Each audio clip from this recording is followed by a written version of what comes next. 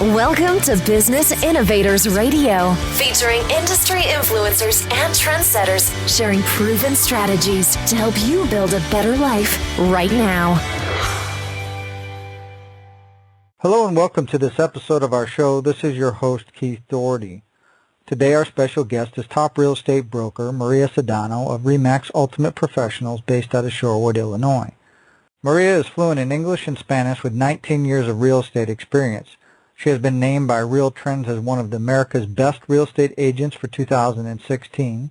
She has also been recognized by the National Association of Hispanic Real Estate Professionals as one of the top 250 Latino agents in the country for 2016.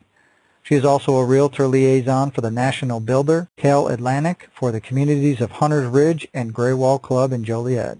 All right, with all that said, Maria, welcome to the show. Okay, thank you for having me. And Maria, if we could start for our listeners, what led you into real estate? Was it something that you always knew you wanted to do, or did you maybe stumble into it? Well, I always was interested in real estate, but I actually began my career because of the schedule it allowed for me and my family. We lived on a property, and I needed a flexible schedule with small children at home, and this was something that was ideal for me at that time. Daytime appointments when I wasn't available were referred out to someone full-time, and I started on a part-time basis and now have been doing it for 20 years. Excellent. And can you talk a little bit about what personal attributes, traits, or qualities you think have most contributed to the success that you've had in real estate? Well, I've always been a person that is early to bed and early to rise, and I still remember the old sayings of the early bird catches the worm, and being present is the most important thing. I think I like getting up early and going to work and feeling that sense of accomplishment early on in the day. It just fuels the rest of the day. That's helped me out quite a bit. Excellent. And do you think you'd give our listeners an example of when these traits have played a role in your path towards success?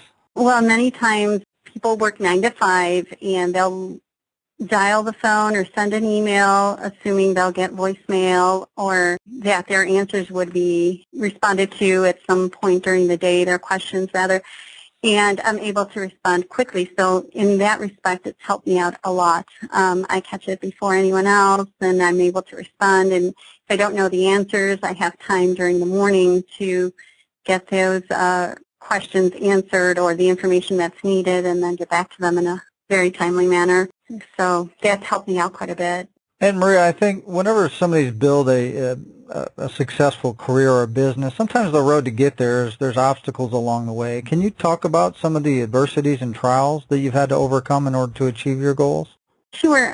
Basically, the hardest part was learning to balance family with career, especially starting off when I had small children at home, which are now grown and out. But scheduling appointments and trying to meet my appointments in a timely manner required a lot of discipline. And with that said, that was currently the hardest part in the beginning. But other than that, I've been fortunate enough to have, good health and a strong will to succeed. And being a workaholic has also helped me quite a bit. I put in long hours, and it works. It helps. People know that they can reach me, that they can find me, that I will find out whatever they need to know and get back to them quickly. Excellent. And as these obstacles come up for you, what kept you going? Why didn't you give up? What was your driving force? I always, again, was fortunate enough to have a great support team around me. My brokers have been available for any questions, and of course at home my husband and my family have been wonderful. They make sure that things get done when I'm not there, and I know I had that peace of mind and I was able to give 100% with whatever I was doing. So I would have to say my support system. And Maria, looking forward, what's your vision for your business and your career over the next 5 years? Well, my vision is to create a better team. Of course, technology these days is the best way to go. So we're constantly working on bringing in new technology, new avenues, ease of use for the consumer so that we can get back to them in the way that we traditionally have done by phone or by email, also through apps and different applications that are out there and implementing those into my business. So with a great support system around me and a great office team, we are getting there, constantly growing. And I guess kind of on top of that, what do you feel is the best way that you market yourself as a real estate professional so that you can have continual growth? The best way I market myself, I think, these days are combining modern technology with old-fashioned ethic. I still do the flyers. I still meet people at off hours. I do go to my local businesses and meet the proprietors. I still go to the local banks and introduce myself to new clients. I try to join memberships. We do a lot of fundraising. I do donations through every transaction to different locations so that they know we're here, we're making money, and we're also contributing back to the community. I think we're merging technology and old-fashioned footwork very well, and I hope to keep being able to do that in the future. And Maria, I think that sometimes when the general public looks at real estate agents, they don't fully understand the value that they provide from both a buyer and a seller standpoint. What do you think the biggest misconception or myth people have about working with a real estate agent? I think the biggest misconception is that they can do it themselves. In terms of working with an agent, I think that sometimes the public thinks that we just, open a door or whatever, but there are a lot of legal regulations, disclosures, a lot of liability that goes in with our processings, and I think that people would be surprised if they haven't used an agent in the past how much work goes into it, and hopefully they're happy with it. The misconception that we don't work weekends and that we're hard to get a hold of is really not the case in most of our area. We work 10 to 12-hour days, and we're happy to do so. We're available, we're local, and we do enough business to keep ourselves well surrounded with good help, good assistance. Our offices are actually growing, so that tells me that we're doing something good, and the idea of doing an honest job and the money will follow, that's proven itself time and time again. Sometimes we don't get paid, and that's okay too.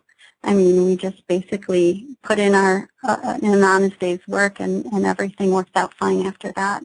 And Maria, let's say you get a call from a family member or a friend, and they're in another state, and they want to sell their home. Now, obviously, with your experience and probably with your connections, you could find an agent and do a referral. But from a general advice standpoint, what advice would you give them about selecting an agent that could best serve their needs? And you should ask that because I was dual agent in Indiana and Illinois for quite a while, and I did get a call from a family member this morning. And basically what I told him was, find a local agent. Real estate is local. And even though there's accessibility on the web and everything in technology allows you to work from a distance, I would still work with someone local because you do need that combination. You need someone who works full-time, someone who's going to be there for you, someone who can actually make it on a timely fashion, and someone you can rely on. I would say check their references. With technology, it's really easy to reach out to their past clients and find out, were you happy? What did they do? What did they not do best? And though no one's perfect, it'll give you an idea of what you're stepping into from the consumer's point of view. Excellent. And we're obviously based out of Shorewood, which is the general Plainfield and Joliet area of Illinois. If somebody's looking for real estate services or an agent in that general area, what's the best way they can find out more information about you and how you can help them? Well, they can log on to my website, which is mcedano.illinoisproperties.com. They can also find me on the National Hispanic Registry, as I am bilingual. Realtor.com, Zillow, and all the public sites also have links to my website, so they can also call my cell phone, 815-560-1585. Excellent. Well, Maria, obviously want to thank you for taking time out of your schedule to come here and share all your professional real estate experience with our listeners. And if you're listening and you want to learn more about Maria, obviously you can go to her site, like she said.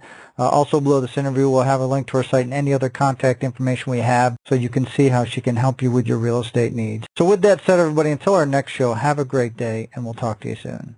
Keith, thank you so much for having me. I so appreciate this opportunity. Thanks for listening to Business Innovators Radio. To hear all episodes featuring leading industry influencers and trendsetters, visit us online at businessinnovatorsradio.com today.